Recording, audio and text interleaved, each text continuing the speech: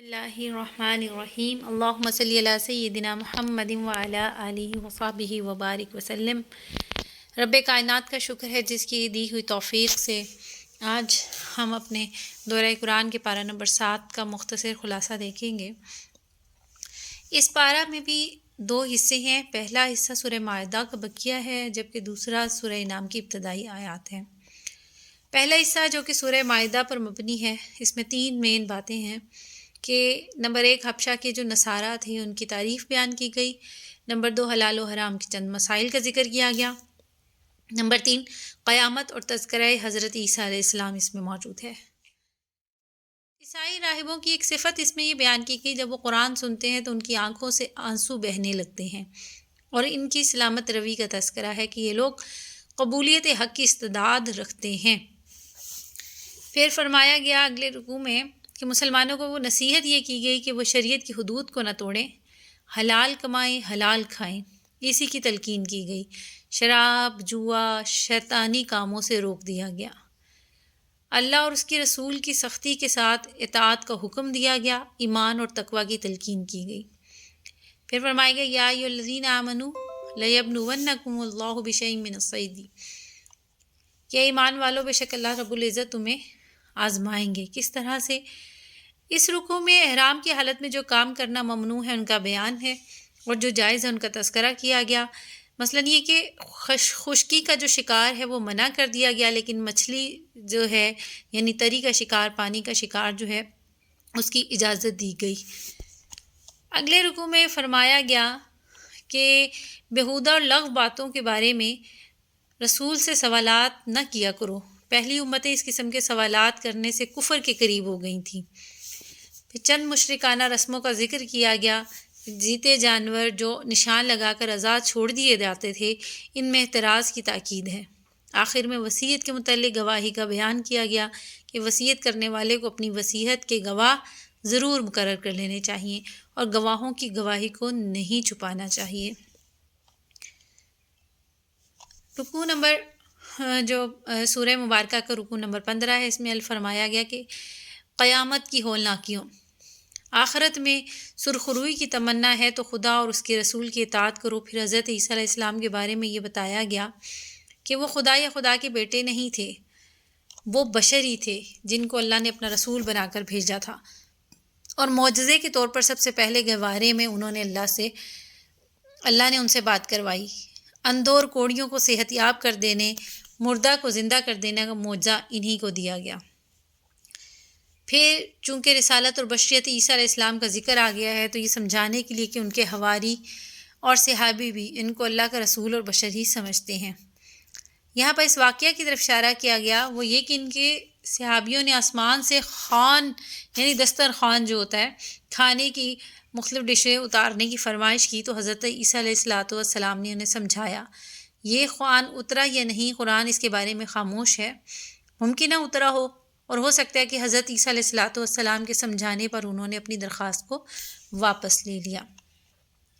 اگلے رکوع میں ارشاد کیا گیا کہ حضرت عیسیٰ علیہ السلام رسول بھی ہیں، بشر بھی ہیں، اور نہایت بلیغ انداز میں عیسائیوں کے باطل عقیدوں کی تردید کر دی گئی، اور کہا گیا کہ حضرت عیسیٰ علیہ السلام کی جو دعوت تھی وہ ایک رسول ہی کی دعوت تھی، وہ یہی دعوت تھی کہ خدا کے ساتھ کسی کو شریک نہ ٹھہراؤ، اس کی عبادت، اس کی اطاعت کرو، اور انہوں نے اپنے آپ کو خدا کا بیٹا نہیں کہا۔ یہ عیسائیت کا من گھڑت عقیدہ ہے جو بالکل بے بنیاد ہے۔ حضرت عیسیٰ علیہ السلام ایسی بات کہنے سے بھی بری ہیں۔ قیامت کے دن انبیاء کرام سے پوچھا جائے گا کہ جب تم نے ہمارا پیغام پہنچایا تو تمہیں کیا جواب دیا گیا؟ اسی سوال و جواب کے تناظر میں حضرت عیسیٰ علیہ السلام پر اللہ رب العزت اپنے احسانات گنوائیں گے۔ ان احسانات میں مائدہ والا قصہ بھی بیان جو ابھی میں نے آپ کے سامنے رکھا وہ بیان کیا گیا۔ دوسرا حصہ جو ہے وہ اب سورہ انعام کا آغاز ہونے جاتا ہے۔ سورہ انعام جو ہے اس کی وجہ تسمیہ سورہ انعام کی یہ ہے کہ اس کے رکوع نمبر 16 اور 17 میں بعض انعام یعنی مویشیوں کا ذکر آیا ہے، اس لیے سورہ مبارکہ کا نام بھی انعام رکھا گیا۔ اس میں 3 مین باتیں بیان ہوئی ہیں، وہ توحید ہے، رسالت ہے اور قیامت ہے۔ توحید اس صورت میں اللہ تعالیٰ کی حمد و ثنا اور عظمت اور کبریائی خوب بیان کی گئی۔ پھر رسالت نبی کریم صلی اللہ علیہ وآلہ وسلم اللہ رب العزت نے 18 انبیاء کرام کا تذکرہ فرمایا کہ وہ نبی بھی آئے، آپ سے پہلے تشریف لائے، انہوں نے بھی اللہ کی دعوت، دین کی دعوت دی، توحید کی دعوت دی، لیکن انہوں نے کچھ لوگ ایمان لائے، لیکن ایک بڑی تعداد جو تھی وہ اس وقت مسلمان نہیں ہوئی۔ ان انبیاء کرام کے تذکرے میں چونکہ انبیاء کرام کا نام بھی بہت بابرکت ہے، اور ہم بھی اس پارے میں جن انبیاء کرام کا نام ذکر ہوا برکت کے لیے اور ان کی دعوت اور تبلیغ اور توحید کی طرف جو اللہ پاک نے اشارہ فرمایا، تو ہم ان کا ذکر سنتے ہیں۔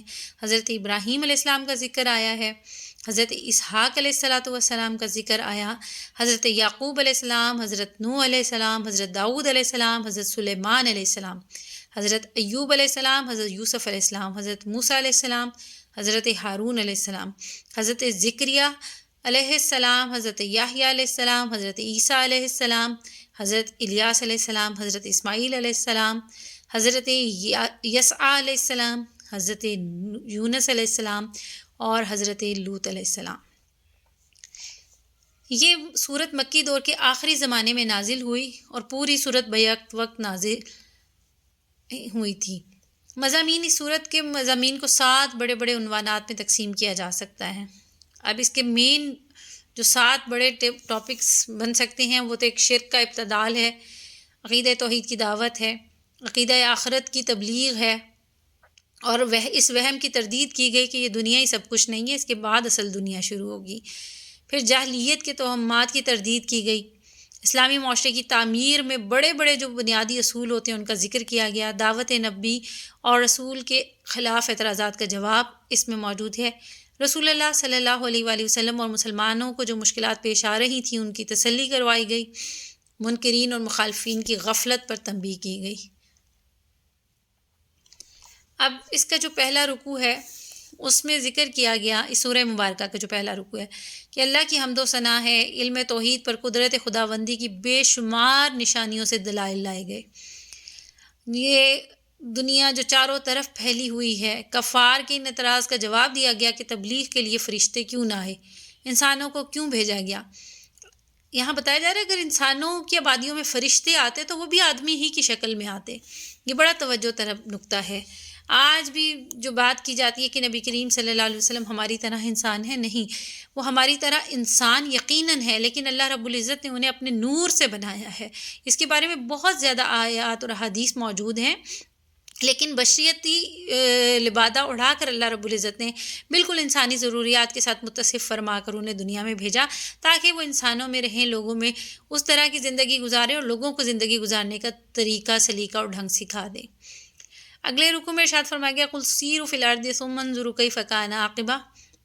اللہ کی فرما برداری سے غفلت برتنے والوں کا انجام دنیا میں نامرادی اور تباہی ہوتا ہے کہ تم دنیا میں سیر کرو اور پھر دیکھو کہ کیا انجام ہو قوموں کا۔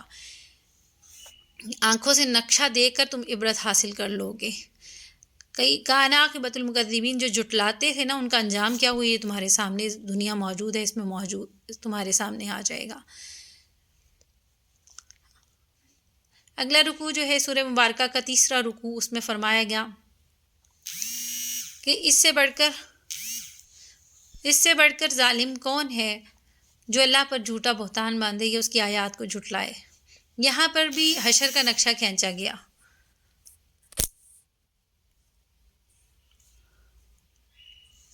حشر کا نقشہ کھینچا گیا ہے اور یہاں پر بھی گناہ گاروں کی سزاؤں کی کیفیت بیان ہوئی ہے تاکہ تم امت مسلمہ ہر گھڑی قیامت کے خوف سے لرزاں اور ترسا رہے اور کبھی بھی غلط کاموں کی طرف مت قدم بڑھائے۔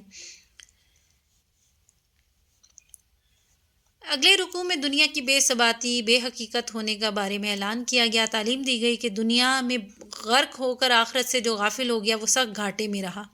پھر دعوت و تبلیغ کی ضرورت و اہمیت بتائی، اس راہ میں پیش آنے والی تکلیفوں اور صبر و ثبات کی تعلیم دی گئی۔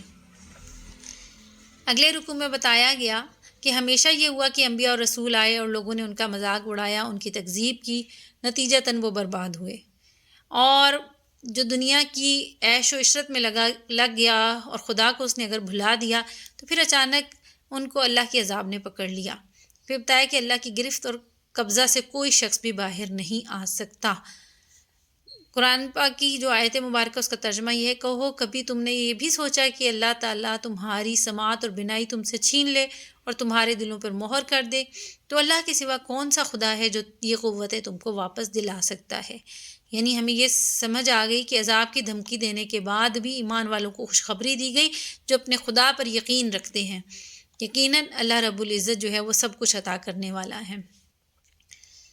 اس اگلے رکوع میں بتایا گیا کہ قیامت کے دن کوئی کسی کے کام نہ آئے گا، نہ سفارش چلے گی، نہ مال دولت فائدہ پہنچائیں گے، نہ اولاد فائدہ پہنچائے گی، بس عمل صالح ہوگا۔ عمل صالح کیا ہوگا، نیک کام کیا ہوگا تو یقیناً انسان کی کامیابی اس کو نصیب ہوگی۔ روز قیامت جو ہے کسی انسان سے عذاب کا ٹلنا اس پر اللہ کی بڑی مہربانی ہوگی۔ روز قیامت مشرکین سے مطالبہ کیا جائے گا کہ کہاں ہیں تمہارے شرکاء، اور اس دن جہنمی تمنا کریں گے کہ کاش انہیں دنیا میں واپس بھیج دیا جاتا تاکہ وہ اللہ رب العزت کی آیات کو نہ جھٹلاتے اور ایمان والے بن جاتے۔ اگلے رکوع میں اللہ کی قدرت کا بیان کیا گیا کہ وہ اپنے بندوں پر پوری طرح قابض ہے، قادر ہے۔ شرک سے بچنے کی تلقین کی گئی، پھر فرمایا گیا ہر ایک پر اللہ نے اپنے نگران فرشتے مقرر کر رکھے ہیں۔ پھر دنیا میں جو اللہ کے عذاب اترتے ہیں ان کی قسموں کا بیان کیا گیا۔ آپس کے اختلافات سے جو خانہ جنگی ہونے لگتی ہے یہ بھی اصل میں عذاب الہی ہے۔ اور دیکھیے اختلافات اب ہر لیول پر موجود ہیں، ایک گھریلو سطح سے شروع ہو کر گلی محلہ شہر اور پھر ملک اور پھر پوری دنیا میں تمام ممالک کے درمیان کس قدر فسادات ہو رہے ہیں، اور یہ کیا ہے؟ یہ اللہ کا عذاب ہے۔ اگر ہمیں یہاں تلقین کی گئی ایمان کی، اتحاد اور اتفاق کی تعلیم دی گئی، دنیا پرستی سے بچنے کی ہدایت کی گئی، ساتھ ہی یہ حکم دیا گیا کہ ایسے لوگوں کی صحبت سے کنارہ کش رہیں جو خدا اور رسول سے اعتراض کیے ہوئے ہیں اور دنیا میں غرق ہیں۔ اگلے رکوع میں حضرت ابراہیم علیہ السلام کی رسالت کے تذکرے کے بعد 18 رسولوں کا ذکر ہے، جن میں ہم نے ابھی ان کے ناموں کا ذکر کر لیا۔ بتایا یہ جا رہا ہے کہ قرآن کریم کی جو دعوت ہے وہی انبیاء کرام کی دعوت تھی، آخرت پر ایمان اور عمل صالح کی ترغیب ہے۔ تو جب ایسا ہے تو پھر کیا وجہ ہے کہ قرآن کی مخالفت کی جا رہی ہے، رسول اللہ صلی اللہ علیہ وآلہ وسلم کو جھٹلایا جا رہا ہے؟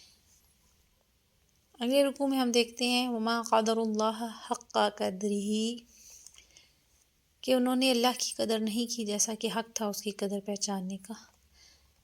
یہ اس رکوع میں خدا کی اس ناخدائی کا تذکرہ ہے جو مخالفین کر رہے ہیں کہ اللہ نے تو اپنی رحمت کی بنا پر ہدایت بھیجی اور لوگ اس کا انکار کر رہے ہیں، خاص کر یہود کے۔ وہ کہتے ہیں کہ خدا نے آج تک اپنی کتاب کسی پر نازل نہیں کی، آخر ایسا ہے تو پھر تورات کس نے نازل کی؟ اور جس پر وہ نازل کی وہ بھی تو انسان ہی تھا۔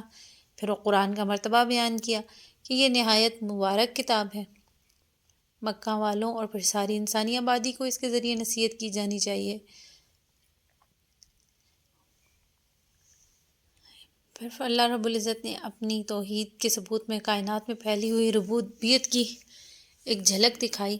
ان اللہ فالق الحب والنوى، کہ بے شک اللہ پھاڑنے والا ہے گٹھلی کو۔ اتنی بڑی کائنات، اس نظام میں کسی کو کوئی دخل نہیں، تو پھر دوسرے کو کس عقل سے خدا بنایا جا رہا ہے؟ ساتھ انسانوں کو کہا جا رہا ہے یہ اللہ کے انعامات ہیں، احسانات ہیں، ان اور اللہ کی مہیا کی ہوئی چیزوں کو تم اس کا شکر ادا کرو، اس سے انکار مت کرو، اس کے احکام سے غفلت مت اختیار کرو۔ بدیع السماوات والارض، اللہ ہی تو نیا پیدا فرمانے والا خالق بھی ہے، مالک بھی ہے، صانع بھی ہے آسمان اور زمین کا، اس کا کوئی بیٹا نہیں، سب اس کی مخلوق ہیں۔ عقل اور شعور والوں کے لیے اس میں بصیرت بھی ہے، عبرت بھی ہے۔ تمہیں چاہیے کہ اپنے اخلاق کو بلند رکھو، اور یہ فرمایا گیا کہ مشرکین اور کفار کو برا بھلا نہ کہو بلکہ شرافت اور اخلاق کے ساتھ عمدہ پیرایا میں نصیحت کرو۔ تم ان کی عزت پر حملہ کرو گے وہ تمہاری بے عزتی کریں گے۔ یہ پوائنٹس ہم نے دیکھے جو کہ 7ویں پارے میں ہیں۔ اللہ رب العزت اپنے بندوں پر غالب ہے، جب چاہے فرشتہ بھیج کر روح قبض کر سکتا ہے، اور رب کے قریب مگر دنیاوی لحاظ سے کم حیثیت لوگوں کو خود سے دور نہیں کرنا چاہیے، کیونکہ ایمان کی وجہ سے وہ سب سے زیادہ قیمتی لوگ ہیں۔ اور ہم یہی چھوٹی چھوٹی چیزیں جو آج ہماری معاشرے کی بہت بڑی بڑی برائیاں اور بگاڑ کا سبب بنی ہیں۔ آج اگر ہم نے اپنی اصلاح کی طرف نظر ڈالنی ہے تو ہمیں یہ سوچنا ہوگا کہ پورا 7واں سپارہ اگر ہم اپنے سامنے رکھیں تو ہمیں کرنے کی چند جو باتیں ملتی ہیں کہ حق بات اور عمدہ بات کرنی ہے، اسی سے جنت ملے گی۔ ارادتاً کھائی گئی اگر جھوٹی قسم ہے تو 10 مساکین کو کھانا کھلایا جائے، کیونکہ وہ جھوٹی قسم ہے، اس کا کفارہ ادا کرنا پڑ رہا ہے۔ لباس پہنایا جائے، اور اگر استطاعت نہ ہو تو پھر 3 دن کے روزے رکھے جائیں۔ تیسری چیز، جو ہم محافل اور مجالس اٹینڈ کرتے ہیں اس میں دین سیکھنے کے لیے جو ضروری سوال ہے نا وہ کرنا چاہیے۔ بحث در بحث، سوال در سوال، غیر ضروری سوال کر کے مشکل پیدا اپنے لیے نہیں کرنی چاہیے۔ قیامت کے دن جو سچ بولنے والے ہوں گے ان کی سچائی کے بدلے میں انہیں جنت نصیب ہوگی، اللہ تعالیٰ کی رضامندی اور بڑی کامیابی بھی ملے گی، کیونکہ اللہ ہر حال اور ہر عمل سے واقف ہے۔ اس لیے ہمیشہ اللہ کے حاضر اور ناظر ہونے پر، مالک اور خالق ہونے پر ایمان کامل رکھتے ہوئے کبھی بھی چھپ کر یا اعلانیہ کوئی غلط کام نہیں کرنا چاہیے۔ جب بھی کوئی نعمت ملے اس پر شکر گزاری کرنی چاہیے۔ اللہ رب العزت ہم سب کو قرآن پڑھ کر عمل کی توفیق عطا فرمائے، اور قرآن کو پڑھ کر جو عمل کرے گا یقیناً اس کی زندگی برکتوں سے مالا مال ہو جائے گی۔ آئیے ہم قرآن کریم کو سمجھ کر پڑھیں، اس کی تعلیمات پر عمل پیرا ہونے کی مقدور بھر کوشش کریں، اسی میں ہماری فلاح بھی ہے، کامیابی بھی ہے، نجات بھی ہے۔ وما علیہ